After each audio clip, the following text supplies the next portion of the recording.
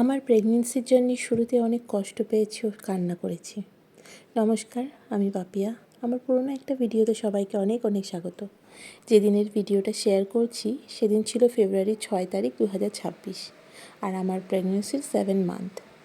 জানো তো, বেশ কিছুদিন হলো মনটা খুব ডিপ্রেস লাগছে, ওই সম্ভবত হরমোনাল চেঞ্জেসের জন্য।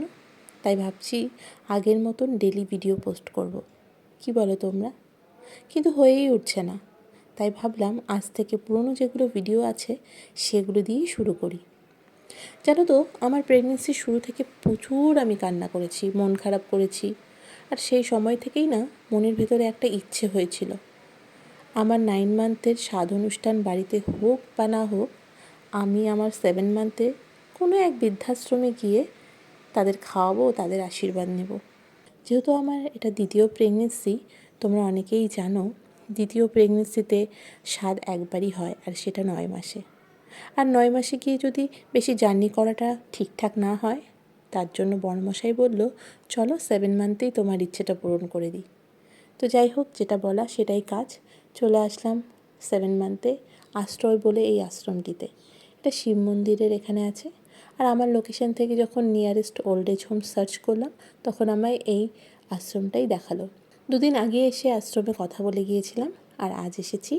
ওরাই সমস্ত দায়িত্ব নিয়েছে, রান্না বান্না সব কিছু করার। আমি শুধু এসেছি আর খেয়েছি। যেন নিজের হাতে খেতে খেতে না অভক্তি লেগে গিয়েছিল। খেতেও পারতাম না ঠিকঠাক, কিন্তু সেদিন পেট পুড়ে খেয়েছি। অনেক দিন বাদে অনেকটা স্বাদ নিয়ে, মানে মনের তৃপ্তি করে খেয়েছি। কি ভালো যে হয়েছিল রান্নাগুলো।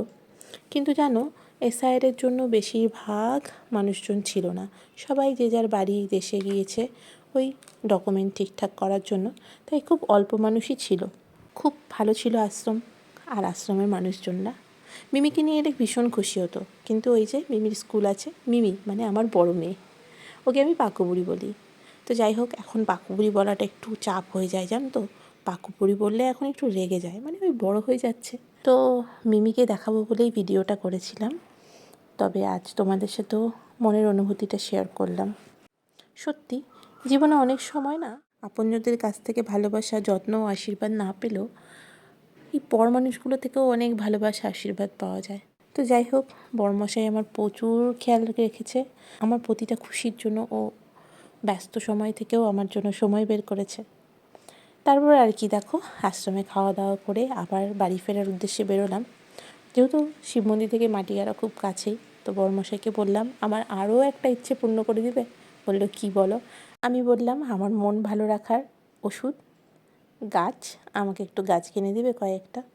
বললো, ঠিক আছে, যদিও এই সময় তুমি এত গাছ নিয়ে, গাছ লাগানো, গাছের কেয়ার এগুলো একটু বন্ধ করো, একটু নিজের যত্ন নাও, একটু কম করো। কিন্তু আমি কি আর মানি? আমি তো নাছোড় বাঁধা। যাই হোক, বললাম বেশি না, 2-1টা গাছ নেব, চলো, 2-1টা টব বাড়িতে খালি আছে। ওই আর কি বলে বলে নিয়ে গেলাম, 2-1টা টব খালি আছে বলে গাছ কিনতে গেলাম, আর শেষে আবার আরও কয়েকটা টব নিয়ে এলাম, আরও কয়েকটা গাছ নিয়ে এলাম। এই চলে আমার, জানো। তারপর আমার মন ভালো করার এই ওষুধগুলো নিয়ে বাড়ি ফিরলাম। এই ছিল আমার জীবনের একটি ছোট্ট গল্প। আজ তাহলে এখানেই থাক, আমার বকবক সহজে শেষ হবার নয়। তাই আবার আসবো অন্য একটা ভিডিওতে বকবক করতে। ততক্ষণ সবাই খুব ভালো থেকো, সাবধানে থেকো। Thank you for watching.